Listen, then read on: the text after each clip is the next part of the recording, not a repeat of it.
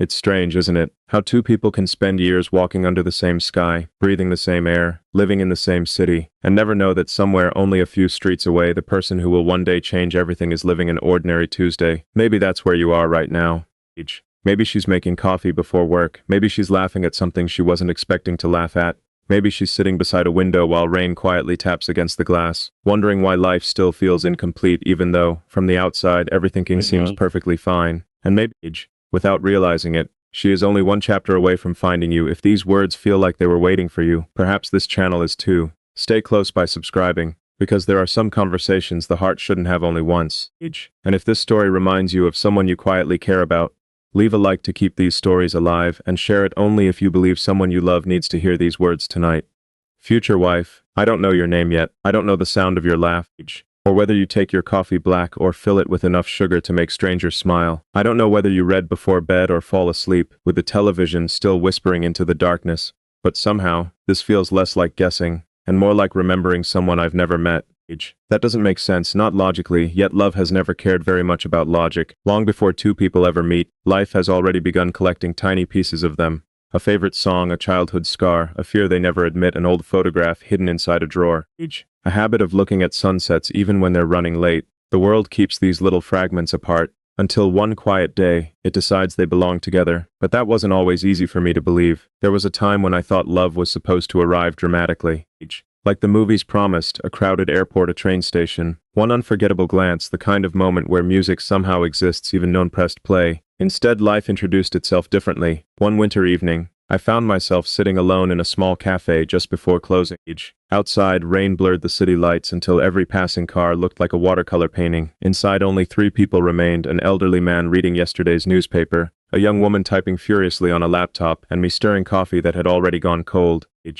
Not because I was drinking it, because I was thinking. Funny how we do that. When life becomes confusing, we stir things that no longer need stirring. The spoon kept circling, agon and agon, as if movement alone could somehow produce answers. It didn't. Instead, I noticed something else. The elderly man folded his newspaper very carefully, placed a few bills beside his empty teacup, stood up slowly, and before leaving, he smiled at the waitress. Not a polite smile, not the smile people wear because society expects it. It was the smile of someone who had loved deeply, lost deeply, and somehow still believed tomorrow deserved kindness. He disappeared into the rain. The waitress watched him leave. Then she quietly picked up the money. Beneath the bills, there was a tiny handwritten note. She read it, stopped moving, pressed the paper against her chest for just a second, then slipped it into her apron pocket. No one said a word, but somehow, the entire room became warmer. I never learned what that note said. Maybe it wasn't meant for anyone else. Maybe some words lose their magic when they're explained. Still, I've wondered about it ever since. Not because of the note itself, because of what happened to the room after she read it. One sentence changed the atmosphere. Isn't that remarkable? Sometimes people think love changes lives through grand gestures, expensive vacations, perfect proposals, dramatic speeches. But more often, love changes everything through moments so small they almost disappear. A hand resting gently on another hand, someone remembering how you take your tea, a message that simply says, "Did you make it home safely?" Almost invisible, until one day you realize, your entire life has been quietly rebuilt around them. Maybe that's why I wanted to make this video, not to tell you that destiny exists, not to promise that every lonely heart eventually finds its missing piece. Life doesn't make promises like that, but life does leave clues. And I think we've become too distracted to notice them. We're always searching for fireworks. Meanwhile, love keeps introducing itself as candlelight, slow pat, easy to overlook. There was another lesson I didn't understand until years later. It arrived through an old photograph. At first glance, it wasn't special. Just 4 friends standing outside a neighborhood grocery store sometime in the late 1990s. One was smiling too hard. One blinked. Someone's bicycle had fallen over in the background. Ordinary. Completely ordinary.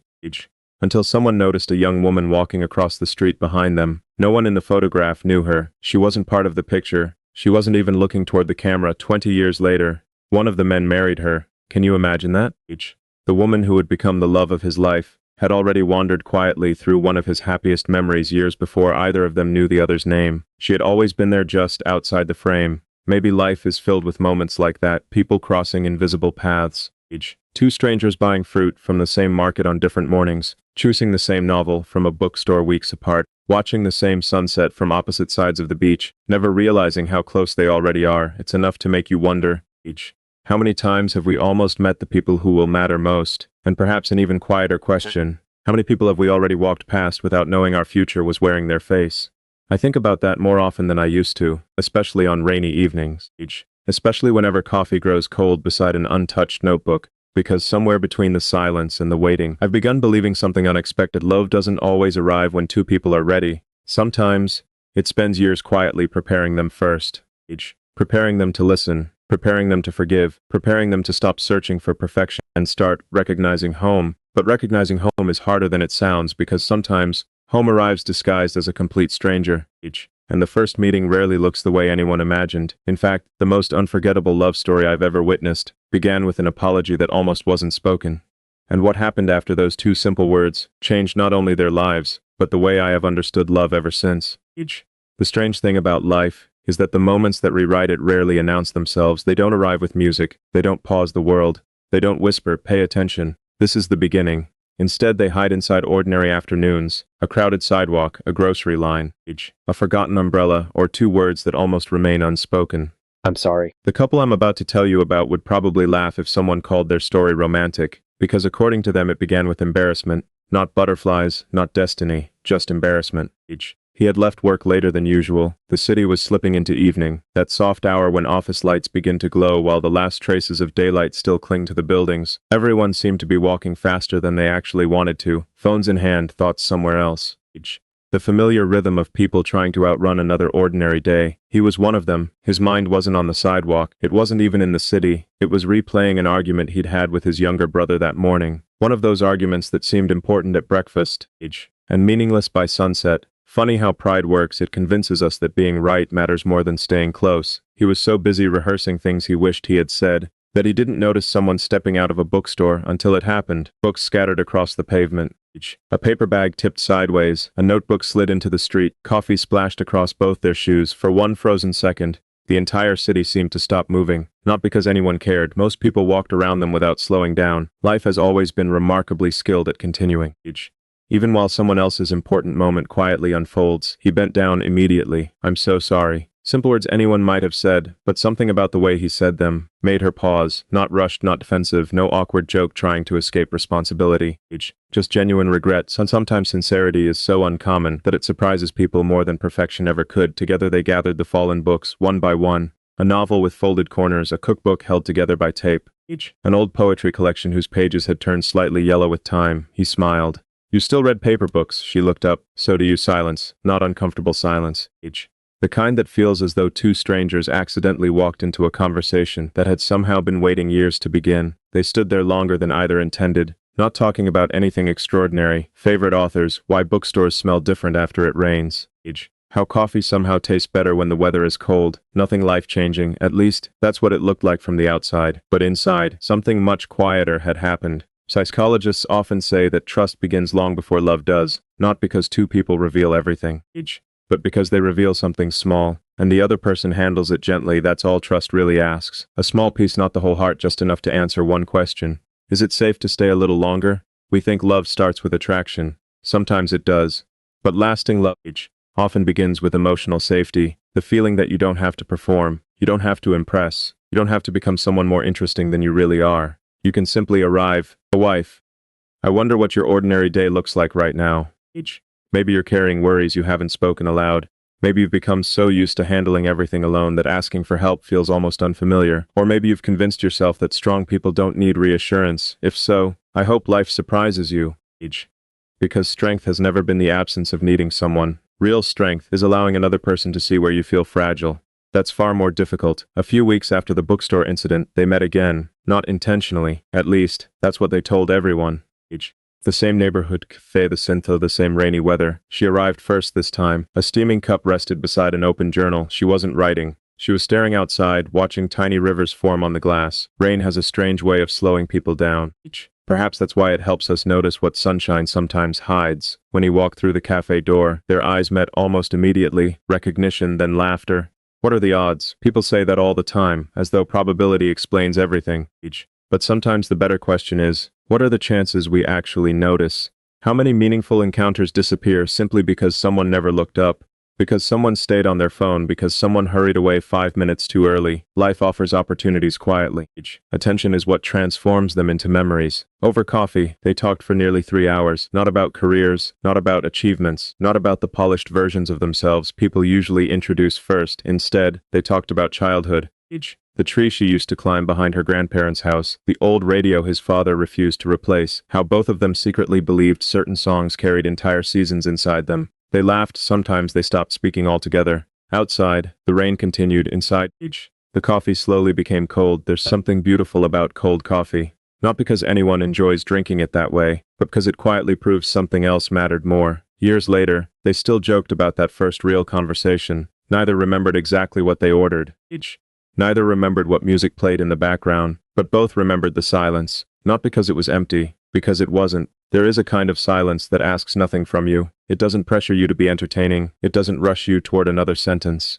It simply allows you to exist. That kind of silence is rare. And when you find someone with whom silence feels warm, pay attention. Many people spend years searching for someone who makes conversation exciting. Few realize the deeper gift is finding someone who makes quiet feel like home. But every beautiful beginning hides another truth. The closer two people become, the more frightened they often feel. Not because love is dangerous, because love makes loss imaginable. Before someone matters, there is nothing to lose. After they matter, everything suddenly feels precious. That is why vulnerability frightens us. Not because opening our hearts is weak, but because it gives another human being the power to leave footprints there forever. I didn't understand that for a long time. I thought fear meant something was wrong. Now I wonder if fear is simply love's shadow.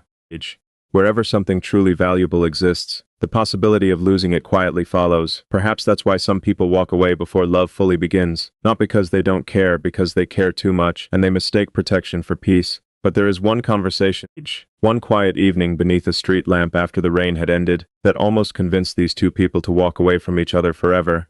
Ironically, it happened just as they were beginning to fall in love, because sometimes the greatest obstacle isn't finding the right person. It's believing you deserve to stay when they finally arrive. Have you ever noticed that the people who long for love the most are often the ones who become the hardest to reach? Not because they don't care, not because they're cold, but because somewhere along the way, they learned that an unguarded heart is an easy thing to break. No one is born afraid of love.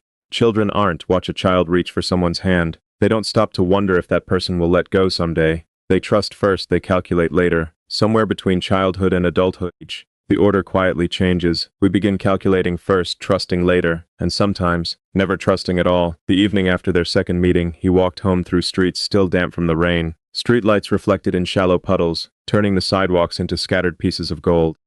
He wasn't smiling, he wasn't dreaming about romance. If anything, he was trying to convince himself to forget her. She's kind, he admitted that. She's interesting, he admitted that too. And then came the sentence that revealed what he was really afraid of.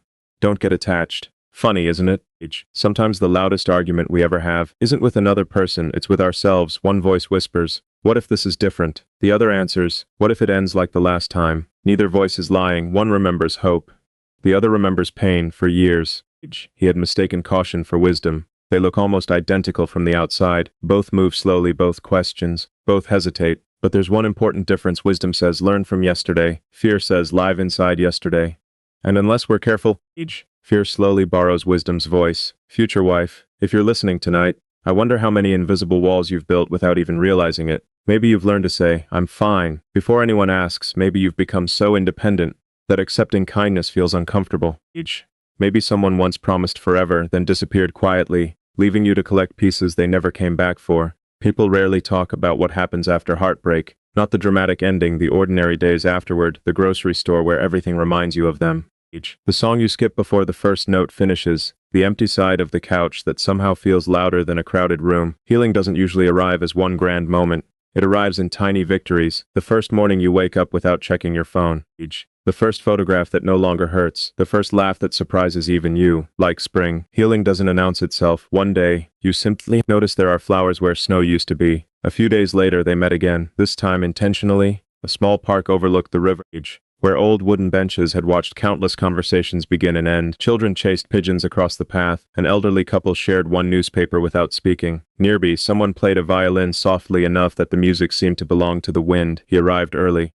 Not because he was eager, because he was nervous. He rehearsed clever things to say, forgot all of them the moment she smiled. It's amazing how quickly authenticity replaces preparation when someone makes you feel safe. They walked slowly, not toward any destination, just forward. Sometimes relationships grow best when no one is trying to force them somewhere. Halfway across the bridge, she stopped. I should tell you something. Her voice became quieter. I have a habit. He waited. When people start getting close, she looked down at the river. I usually leave first. He didn't answer immediately. Instead, he leaned against the railing beside her. Leaves drifted across the water. The silence stretched just long enough to become honest. Finally, he asked, "Does leaving hurt less?" She smiled, but only with her lips. No. Another pause. That sentence stayed with me, because I realized how many people live exactly that way, ending things before they're abandoned, keeping conversations shallow before they become meaningful, pretending not to care before caring becomes dangerous. From the outside, it looks like confidence. Inside, it's often self-protection. Psychology tells us something surprisingly gentle about this. Our brains don't always distinguish between the past and the present. When someone once betrayed us, our minds begin searching for echoes. Not because we enjoy suffering, because the brain believes familiarity is safer than uncertainty. It would rather expect pain than risk being surprised by it again. That's why someone sometimes pays for wounds they never caused, not intentionally, just quietly.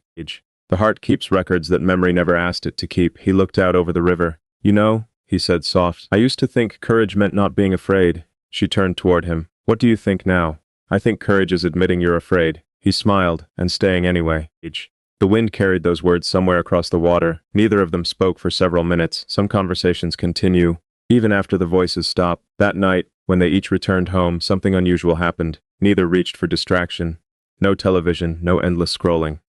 No loud music to fill the quiet. Instead, they sat alone with their thoughts, and for the first time in years, being alone didn't feel quite as lonely, because somewhere in another apartment, another person was thinking about them too. Isn't that one of love's smallest miracles? Nothing about your room changes. The furniture stays where it always was. The same clock keeps ticking. The same window faces the same street. Yet suddenly, the world feels less empty. Not because someone is beside you, because someone exists who is quietly carrying thoughts of you while you're apart. That invisible thread cannot be photographed, it cannot be measured. Yet it changes everything. An old photograph, a rainy cafe, cold coffee, a bridge over the river. These ordinary places were becoming symbols now. Not because they were It is late as I write this, the kind of late where the world finally stops pretending to be busy. The traffic has disappeared. The neighbors have gone quiet. Even the coffee beside me has grown cold, forgotten sometime between one memory and the next. If these words find a place inside your heart, I hope you'll stay close by subscribing. This little corner of the world is for people who still believe that love is worth waiting for. And if someone quietly came to your mind while listening, only share this message if you feel they were meant to hear it. I don't know your name. I don't know the color of your eyes. I don't know whether you laugh loudly or hide it behind your hand. I don't know if you've already had your heart broken, or if someone is breaking it tonight, but somehow, I have always believed that one day you would hear my voice, maybe not today.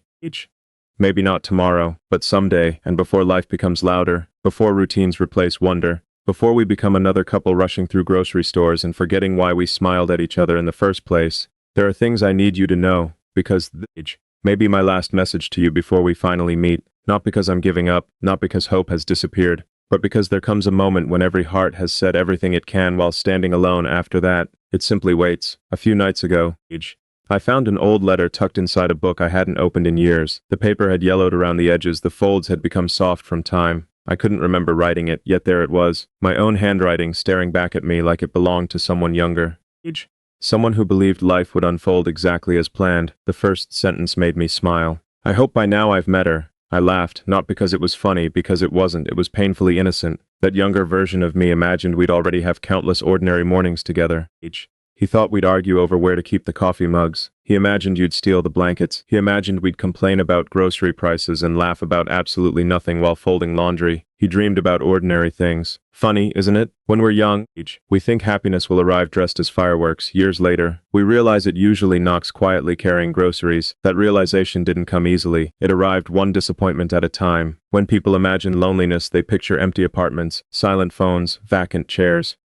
But loneliness rarely looks like that. Sometimes loneliness wears a crowded restaurant. It smiles during birthday parties. It laughs at weddings. It answers, "I'm doing great." I learned that slowly. There was one evening that still returns to me more often than I'd like. The rain had started just before sunset, not heavy rain, just enough to make the sidewalks shine. I ducked into a little cafe to wait for it to pass. Inside, an elderly couple sat near the window, nothing unusual, no dramatic conversation, no grand romantic gestures. The man quietly reached across the table and moved her cup a little closer because she always forgot it while reading. She never even looked up. She simply smiled, almost automatically, like someone smiling in a language they'd spoken for 50 years. That tiny movement lasted maybe 2 seconds.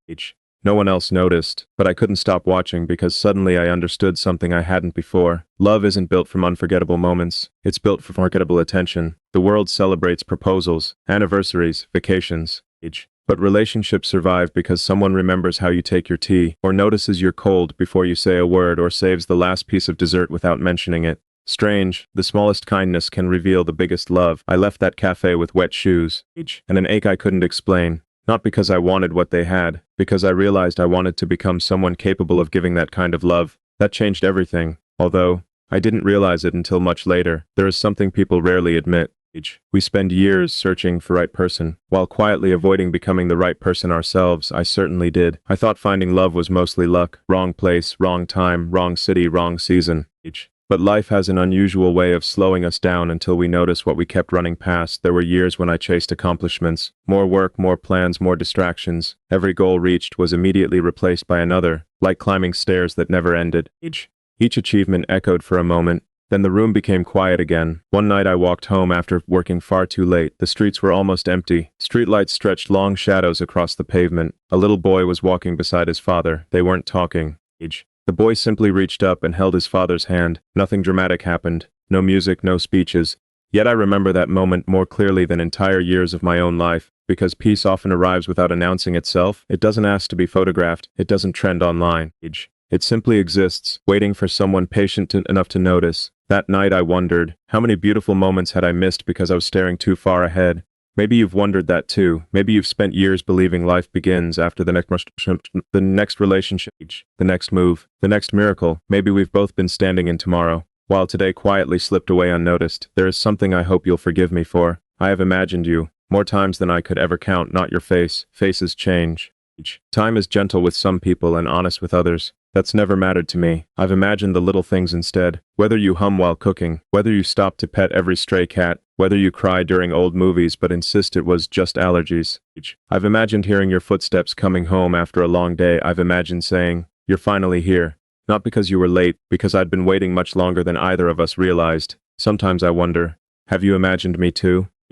Perhaps you've looked across crowded rooms feeling as though someone was chatting. Perhaps you've saved conversations in your heart meant for someone who hadn't arrived yet. Perhaps tonight, without knowing why, you feel less alone than you did yesterday. If that's true, maybe invisible threads are already pulling our stories toward each other. Not magic, not fate in the fairy tale sense, just thousands of tiny choices. A delayed train, a different job, a canceled trip, a conversation almost skipped. Life doesn't usually change through one giant event.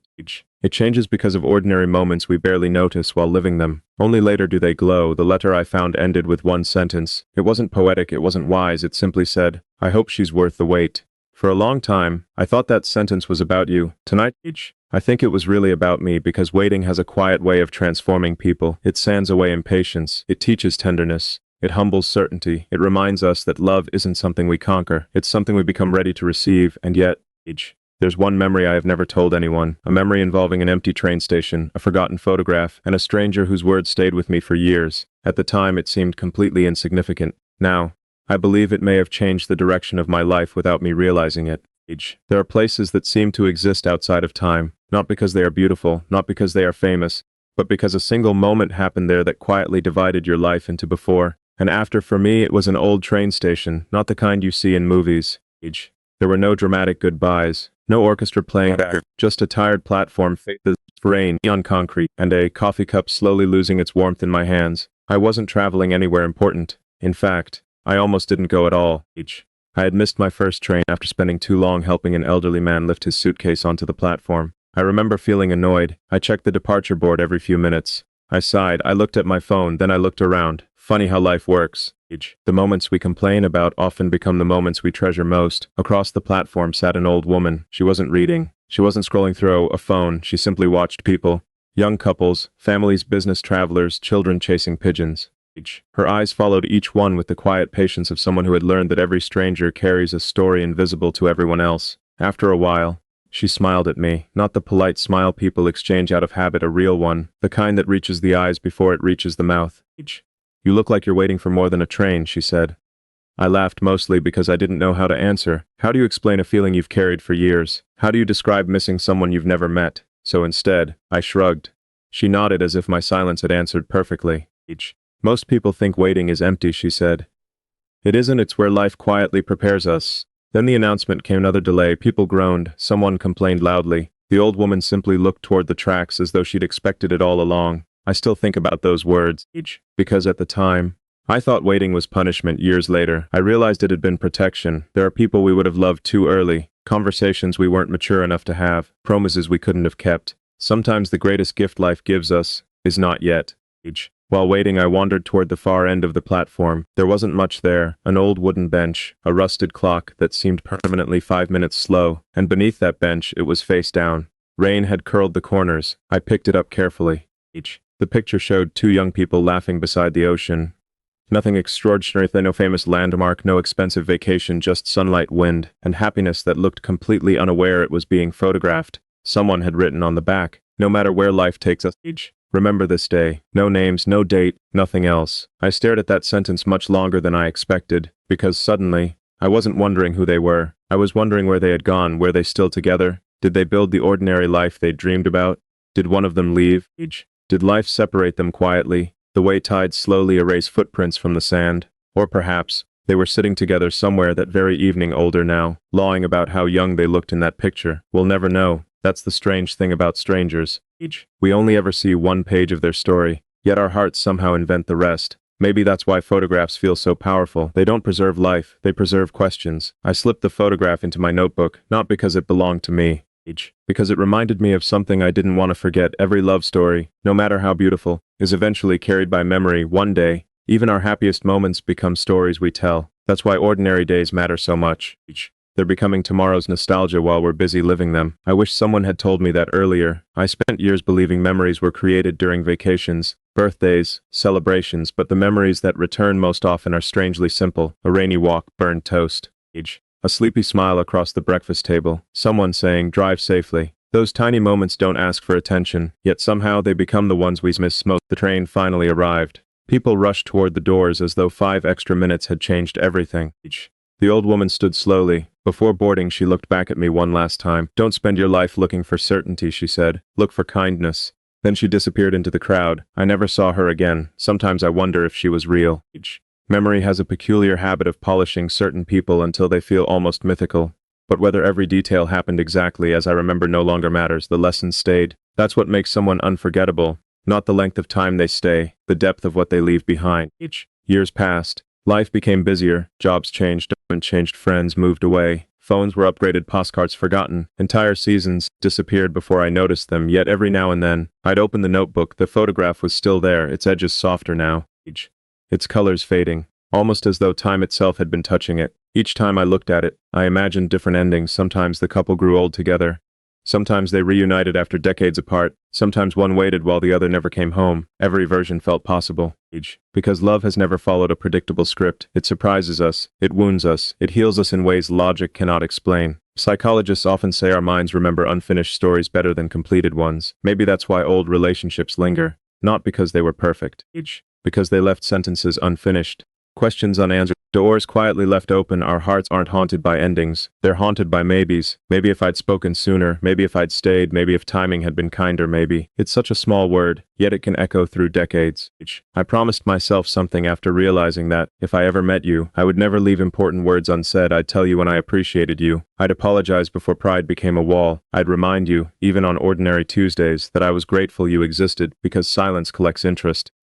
The longer we leave love unspoken, the heavier it becomes. That old photograph still sits inside the notebook beside the letter I wrote years ago. 2 forgotten objects, one from someone I never knew, one from someone I used to be. Sometimes I place them side by side. The photograph asks one question each. The letter asks another. And somewhere between them, I think I finally found the answer. Love isn't measured by how spectacular its beginning is. It's measured by what remains after the excitement fades. When there are no fireworks, no grand speeches, no audience, just 2 people, each choosing each other again and again and again. But there was another lesson waiting for me. One I resisted for years. It began on a quiet autumn afternoon, with an empty chair by a window, a phone that never rang, and a silence that finally forced me to confront the one person I had been avoiding my entire life, myself. Autumn has a way of telling the truth, not loudly, not all at once. Just one falling leaf at a time. The trees never argue with the season. They don't cling to what they cannot keep.